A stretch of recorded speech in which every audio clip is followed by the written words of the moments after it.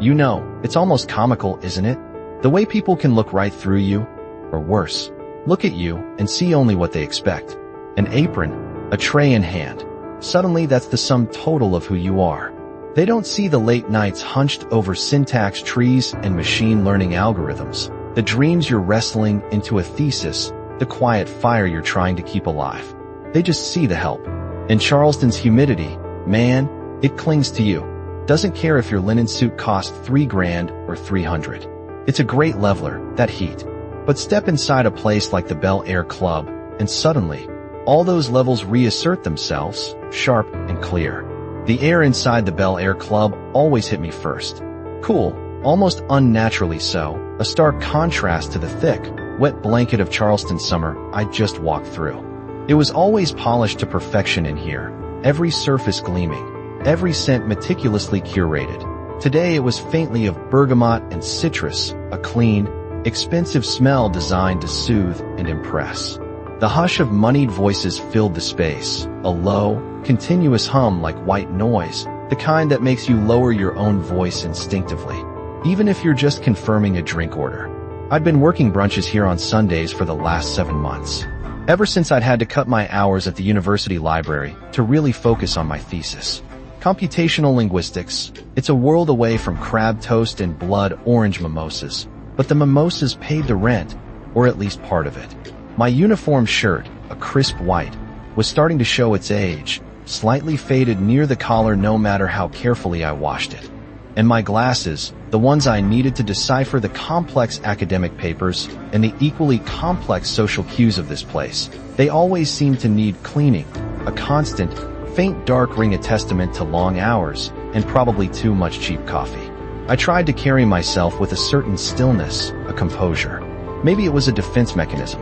Or maybe it just made it easier for people to underestimate me, to see the slightly worn uniform and not the mind working behind it. Most of the time, it didn't bother me.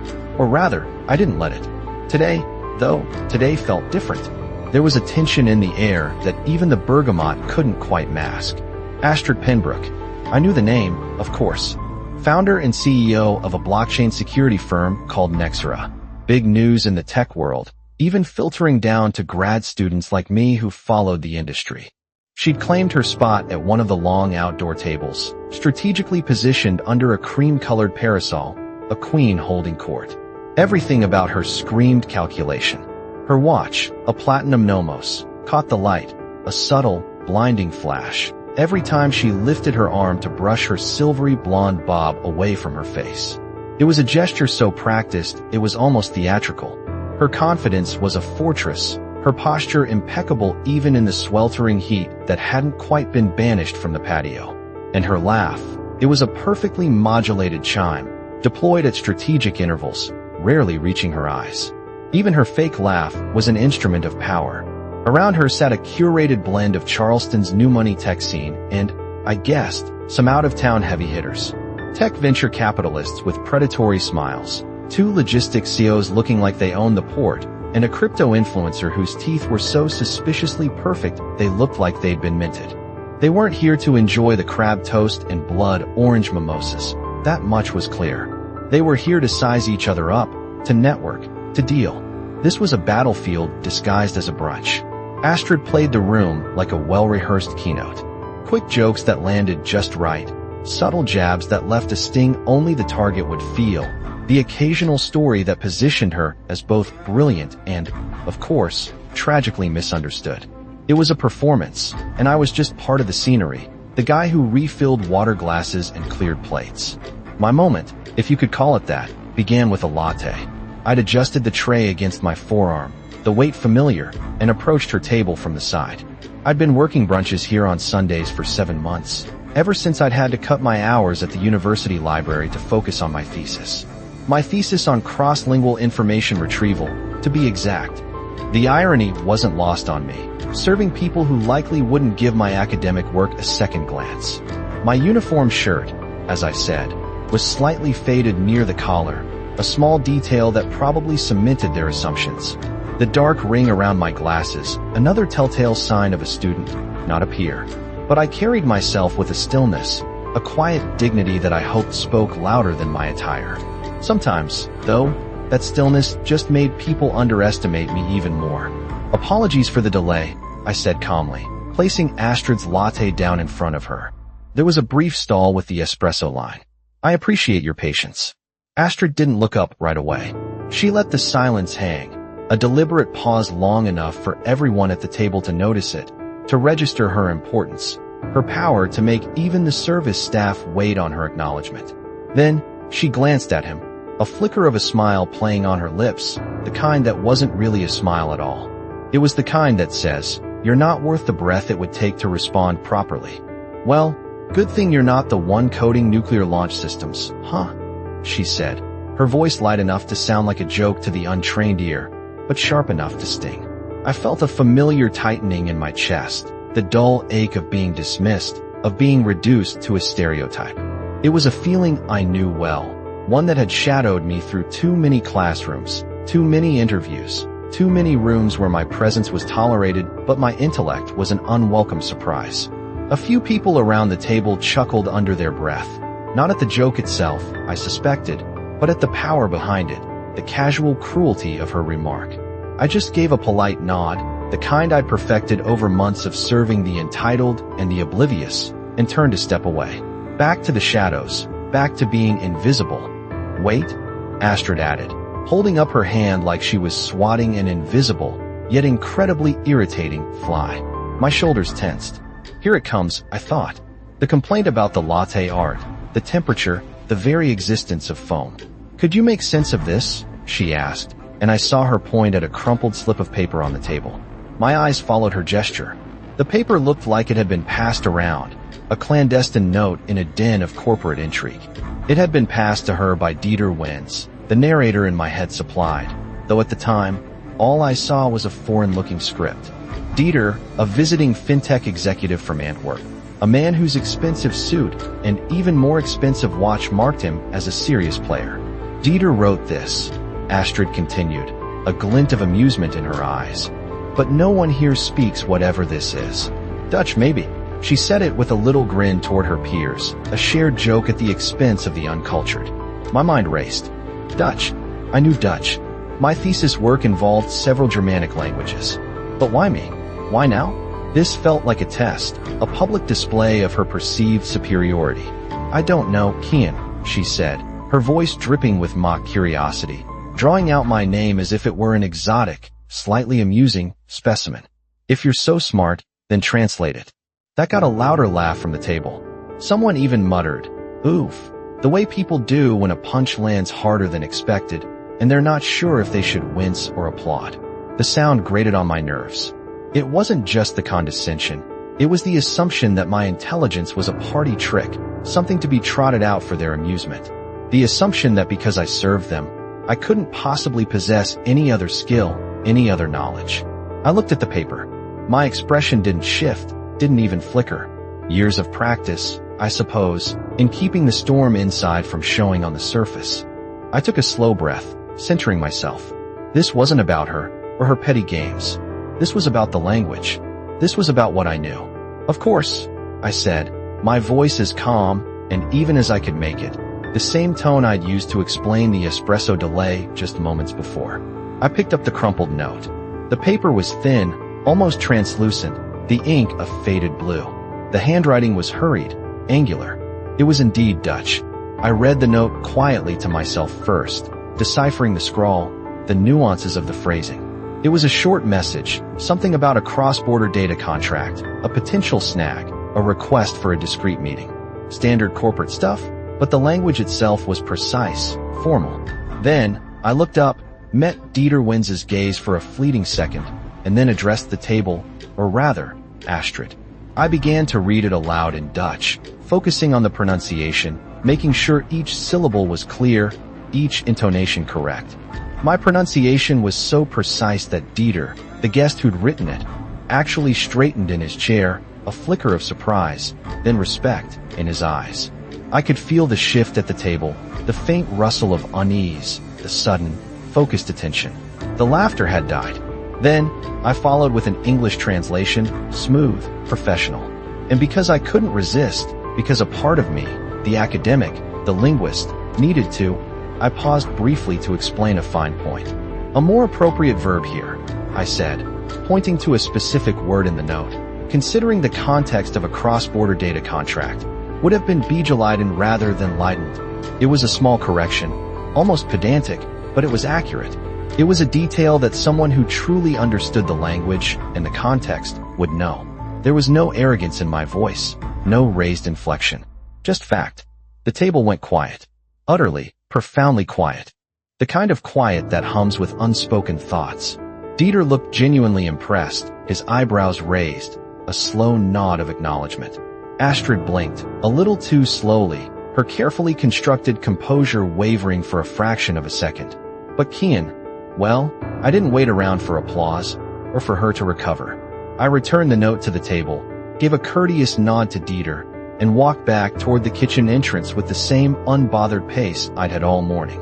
But something in the air had shifted, irrevocably, and this wasn't a crowd that missed signals like that.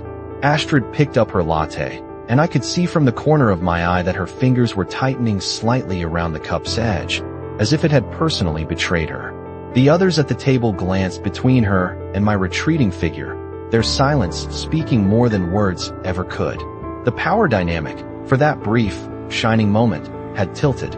"You know," she finally said, forcing a chuckle, as if she were the one in control of the moment, as if this was all part of her grand plan. "I like when people surprise me. It's refreshing." But her voice was tighter than usual, a little strained around the edges. She stirred the foam in her latte with her straw, a nervous, repetitive gesture, trying to shrug off the discomfort, as if it were a wrinkle in her perfectly pressed blouse. Only Dieter offered a response. "That young man," he said, his voice carrying across the patio in the sudden lull, his soft Belgian accent clear and distinct. "He knows his syntax. It's rare to hear that kind of precision, even among native speakers." Astrid smiled through her teeth, a rictus of forced amusement. "Impressive memory for a waiter," she replied, tossing her sunglasses on the table with a light clack that sounded too loud in the charged atmosphere. "Still, if you're working brunch in Charleston, maybe you're not that smart after all." Dieter didn't laugh. In fact, no one did. I wasn't visible anymore from their table, having retreated into the relative sanctuary of the kitchen, but I could feel my absence. It had filled the space more than my presence ever had.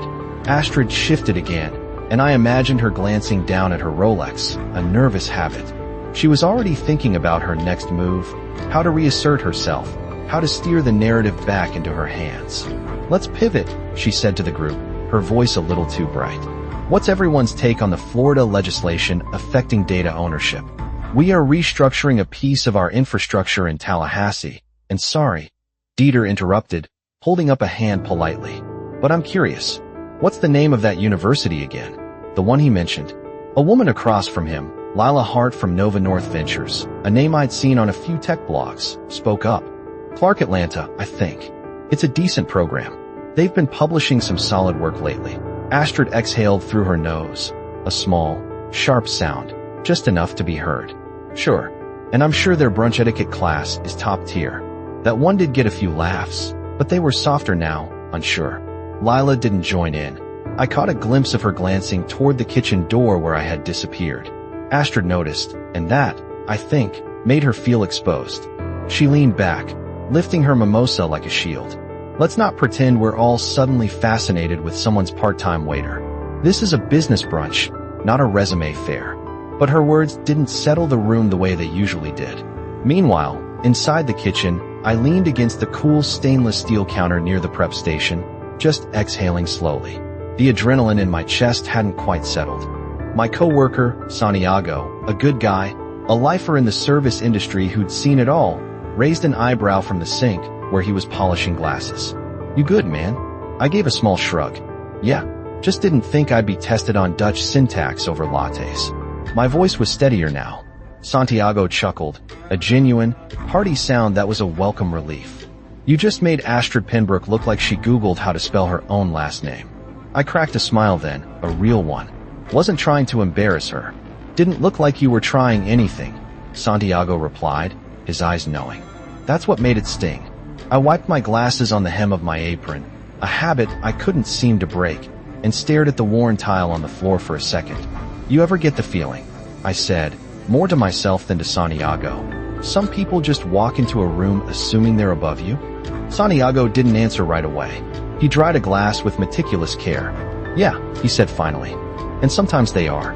But sometimes, they just talk louder because they're hoping no one notices they don't know what the hell they're saying. I nodded slowly, letting his words sink in. Back at the table, Dieter had pulled out his phone and was typing something. Lila was already mentally drafting an email to someone she knew in recruitment at her firm. And Astrid was doing math in her head, measuring how quickly the mood had shifted, how fragile perception actually was, and more than anything, how she hadn't seen it coming. But if she thought that moment had passed, she was about to be very wrong. By the time I returned to the patio with fresh orders, the tempo of the brunch had changed. The table Astrid was presiding over wasn't as loud anymore. Conversations still happened, but they leaned in rather than broadcasted. Something in the rhythm had broken. I slid 2 plates onto the table without interruption, eggs Florentine for Lila, and seared salmon for the guest from Jacksonville. I turned to set down a third when Astrid caught me mid-movement. Wait a second. I paused, plate still in hand. My eyes met hers, not defiant, just steady. Astrid's tone was syrupy now, faux warm. What's your name again?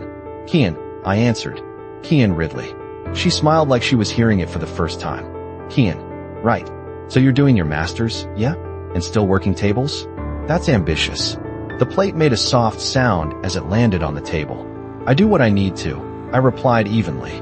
Years of juggling studies, part-time jobs, and the constant, gnawing anxiety of student loans had taught me a certain economy of words, a certain resilience.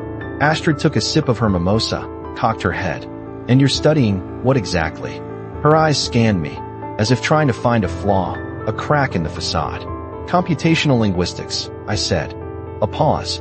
The group listened, their earlier amusement replaced by a cautious curiosity. Wow, that's a mouthful, she said, chuckling, trying to regain control. What? Are you going to write code in French now? I didn't react, didn't rise to the bait. You know, she added, her tone light but pointed. A lot of people think knowledge is about degrees and big words. But context matters too. Like when you speak, when you stay silent, when you know your place in a room. The silence that followed wasn't comfortable. Dieter frowned. Lila glanced at Astrid, then back to her napkin. One of the VC partners took a sudden interest in his water glass. I stayed calm. I understand context, Miss Penbrook. Astrid leaned forward slightly, lowering her voice just enough to make the next words sting more. Then maybe next time you'll think twice before trying to flex your vocabulary over coffee. She smiled again, small and tight this time. I didn't look away. This wasn't just about Dutch syntax anymore. This was about dignity. This was about the countless times people like her had tried to put people like me in a box, to define us by our jobs, by our appearances, by their own limited expectations. If using my knowledge to answer your question respectfully is what you consider flexing, I said, my voice still even, not raised, not angry, just clear, then maybe you weren't asking a real question. Astrid's jaw stiffened, a tiny muscle twitching near her temple. But I wasn't finished. I don't speak to impress. I speak to clarify. You asked me to translate. I did. You don't have to like the answer. I turned then, walking toward the next table, leaving a brief, breathless stillness in my wake. Astrid stared after me, and I could almost feel her mind racing, trying to decide whether she'd just been challenged or completely disregarded. Dieter broke the silence. He didn't speak out of turn. You asked. Astrid blinked once, slow. I know what I said. Lila placed her napkin gently on the table and reached for her phone. No one's saying you don't, she murmured, already looking elsewhere. Astrid opened her mouth, but closed it again. And still I worked. Calm, efficient. My attention now focused on an elderly couple struggling to cut into their scones. I offered assistance, fetched fresh utensils, poured their tea. My hands moved on instinct, a lifetime of service making the motions fluid, almost unconscious. My thoughts, however, stayed on that table behind me, on Astrid Penbrook, on the subtle, seismic shift that had just occurred. Later, in the kitchen, Santiago watched me return, a knowing look on his face as he leaned in. What happened out there? I didn't answer at first. I set down an empty carafe and methodically rolled up my sleeves, the the fabric a little damp from the Charleston air that had seeped even into the back of the house. She told me to know my place. I finally said, my voice barely louder than a whisper, the words still tasting bitter. Santiago winced. Man, he knew the type. We all did. I wiped my hands on a clean towel. I knew what this job was when I signed up. I said, more to myself than to him. But I didn't know who I'd have to prove myself to every time I opened my mouth. The constant, wearying battle against assumptions, against the quiet condescension that seeped into too many interactions. Outside, I heard Astrid tap her spoon against her saucer. 3 sharp, impatient clicks. Lila said quietly to the man beside her, just loud enough for me to catch as I passed the kitchen door. She thinks he made her look foolish. He nodded. She made herself look that way. But the real shock, the one that resonated long after the clatter of brunch died down, wasn't what I had said. It was what came next. Dieter Wins, the fintech executive from Antwerp, the one who'd actually written the note, finished his coffee slowly, placing the porcelain cup down with more care than necessary. He looked around the table, then back at Astrid, a thoughtful expression on his face. There was an odd stillness in his gaze, not blank, not amused, just assessing. I think I'll speak to him, he said, standing up and brushing the front of his pale blue blazer. Astrid gave a tight-lipped smile. Be my guest, she said, but her voice cracked slightly, barely noticeable. Just enough. Dieter walked toward the kitchen entrance, catching me just as I was stepping out with a tray of clean glasses. Pardon me, he said, his voice low and friendly. You mentioned Clark Atlanta. Are you currently enrolled? I set the tray down and nodded. Yes. Final semester of my master's. My heart was still beating a little faster than usual. Impressive, Dieter said. That paper on multilingual data tokenization, the one published under Dr. Rourke's lab, was that yours? I blinked, genuinely surprised now. You've read that? It was a niche paper, highly technical, something I wouldn't expect someone at his level, at a business brunch, to be familiar with. Dieter smiled, a genuine, warm expression that was a world away from Astrid's calculated grins. I read everything that connects language and fintech. Your section on cross-lingual parsing accuracy, it's sharp. You should know that. My posture didn't change, but I felt something shift in my eyes, a warmth spreading through me. I wasn't used to praise like this, at least not outside academic circles, not here. I appreciate that. Thank you, I said quietly. Dieter nodded. Do you have time to speak on Monday? Our Atlanta office could use someone with your mind. Not just for translation. Real systems thinking. I hesitated, the words catching in my throat. Are you serious? I wouldn't waste your time, Dieter said, his gaze direct and sincere. A job offer. Not just any job offer. An offer that recognized my skills, my intellect, the very things I'd been told, in so many subtle and not so subtle ways, that I should keep hidden, or at least downplay, in a place like this. The brunch crowd had shifted. Conversations still flowed, plates clinked, and deals were whispered between bites of truffle avocado toast. But the focus, for some, had subtly drifted. He and Ridley, without intention or theatrics, had become the person everyone now quietly registered. Not for being loud, not for posturing, but for being composed when it counted. At his table, Dieter had pulled out his phone and begun tapping out an email. A few guests at other tables had noticed the exchange, leaning over to ask, "Who is that guy?" Someone even asked one of the hostesses, who just shrugged. "He's just one of our Sunday servers. I think he's a grad student or something." But curiosity had already taken root. Astrid, meanwhile, was trying to recover ground. She flashed her signature grin, the one that had disarmed investors and silenced critics in boardrooms. She leaned toward Lila, refocusing on the latest startup rumor in Tampa. But Lila wasn't listening the way she usually did. She was watching me refill an older guest's water glass with quiet attention. "Did you see the way he translated that note?" she asked, cutting into Astrid's narrative. Astrid's smile flickered. "Sure, he's got a good memory. Some people do." "It wasn't just memory," Lila said, her voice firm. "He corrected syntax on the fly. That's not memory, that's understanding." Astrid waved a hand. "It's brunch. We're not handing out awards for language tricks." But the words didn't land. Lila's focus was already elsewhere. 2 tables down, a young entrepreneur who'd overheard the scene whispered to his colleague, "That guy was smoother than anyone I've seen pitch in the last month." His friend nodded. And no fake confidence either. Just real skill. It hits different when someone doesn't need to prove anything. In the kitchen, Santiago passed me a note someone had scribbled on a napkin from table 14. From table 14, he said, smirking. I read it quietly. If you ever want to intern at a firm that values clarity and tact, email me. JH.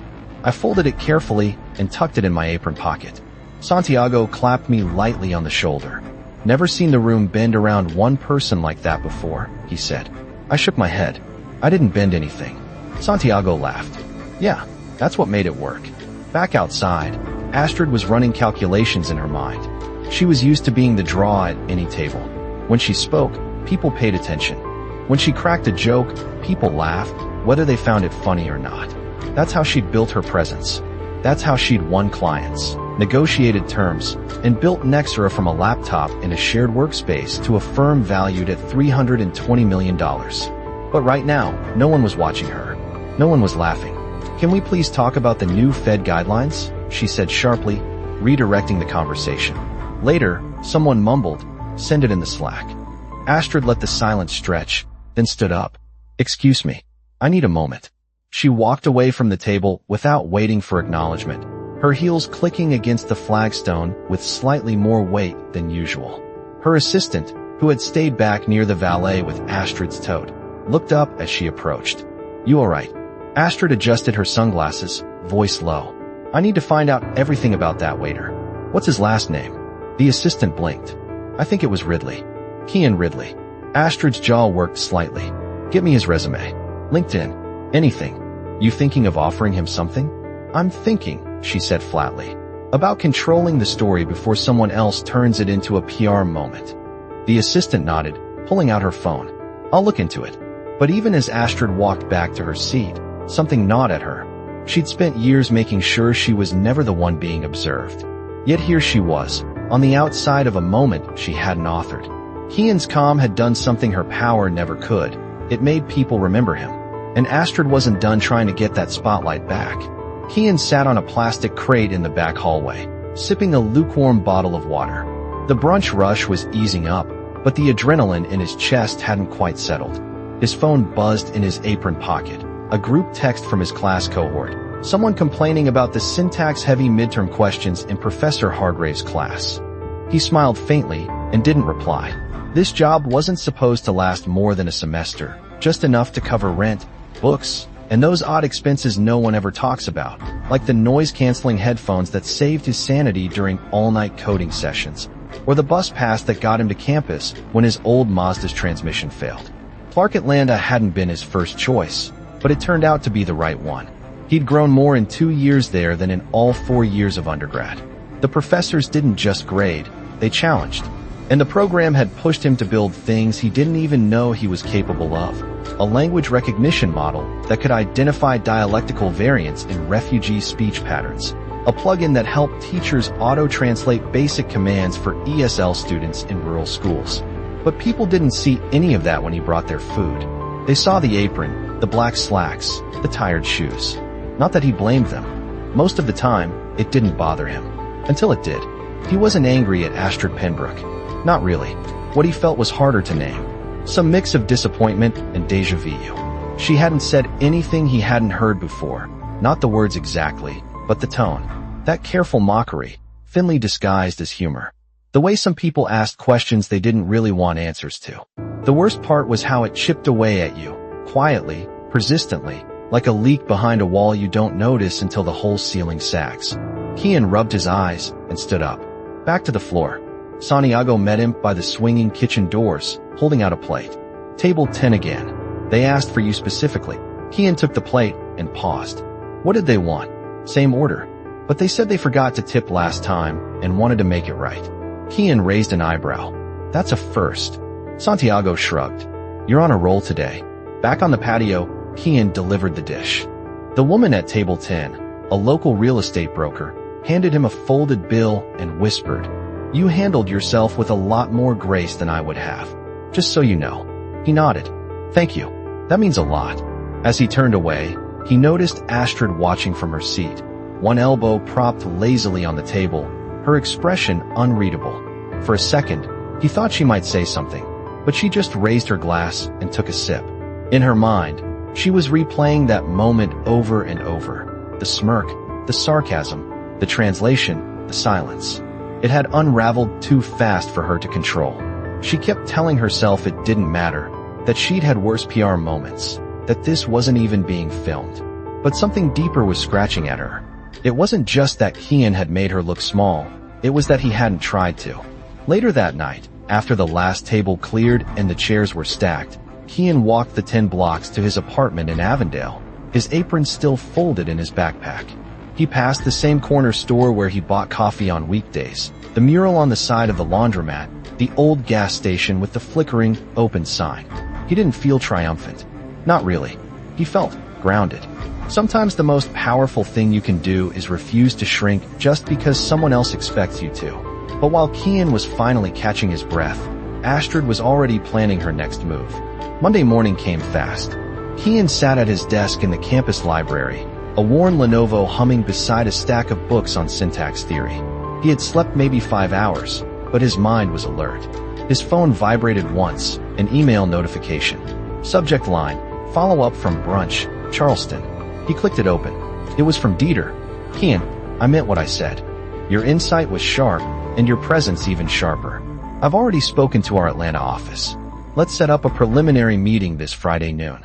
It's informal, but it could lead to something bigger. Hope to see you there. Dieter Vance. Kian stared at the screen for a second before letting out a short breath. Half laugh, half disbelief. He reread it once, then again. He didn't forward it. He didn't screenshot it. He just sat with it. Meanwhile, across town, Astrid Penbrook was in a glass-walled conference room on the 14th floor of the Larkin building. A whiteboard covered in KPIs and migration flows stood behind her, but her mind wasn't on the quarterly pitch. She was scrolling through LinkedIn on her tablet. Kian Ridley. She had found him. Profile photo, clean headshot, plain background. Description, MA candidate, computational linguistics, Clark Atlanta University.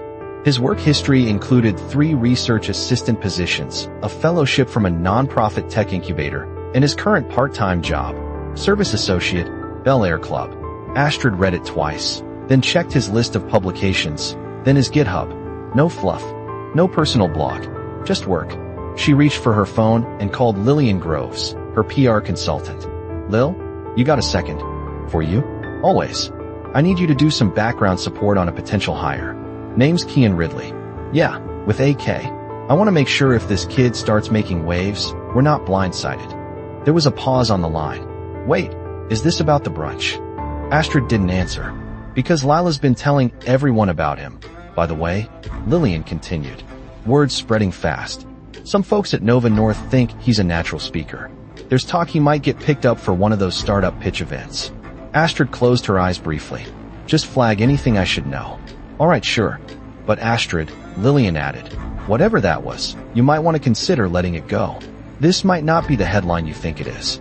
Astrid ended the call without replying. Back at the library, Kian responded to Dieter's email with a simple confirmation, then leaned back in his chair. Santiago had already texted him that morning. Let me know if I gotta start calling you boss.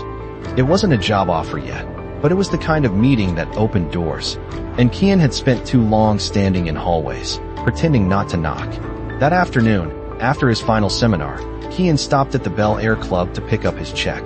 The manager, Judith, caught him near the employee entrance. Kian, she said, her eyes warm. We've been hearing a lot, he braced himself, about how you handled a difficult guest. I got 3 emails complimenting your professionalism. Never had that happen before. Kian raised an eyebrow. Really? Judith nodded. You made an impression. People are starting to talk about you in rooms you've never even stepped into. She thanked him, collected his check, and he stepped out into the late afternoon sun. The world didn't look different. Cars passed. People walked dogs. Birds squawked overhead. But inside, something had shifted. He didn't feel like the guy bringing the latte anymore. He felt like the guy people would remember after they left the table. But not everyone was ready to let go of who they thought was supposed to be in charge, and that tension was just about to surface. 3 weeks passed quietly.